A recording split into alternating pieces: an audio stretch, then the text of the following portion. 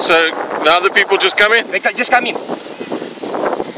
I was First Avenue and I saw cars coming in. So, I mean, I'm a car guard. This is how I make my money. So they're just coming in? I mean, it was open. Look how they... I've got proof I was in First Avenue and I saw the cars here. So, I mean, what must I do? They're destroying the spot here, man. I mean, sir, I'm a car guard. I mean...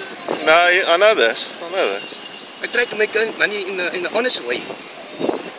But I mean, I can't help this Muslim. So this is not a new, this is not no, allowed. The first time I see this. After the season. It's the first time I see this. What's that, eh? So look how they buggered the grass up. Excuse me? Look how they buggered the grass and everything up. Sir, I can't help with this. I mean... That's all I want to do. I just want to make money in an honest way.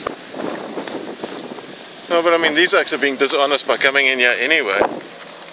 So I saw this area first. There was no cars on this side. Yeah. But they was parking here around the circle here. And after that I see the cars moving in. So I mean... It's unbelievable.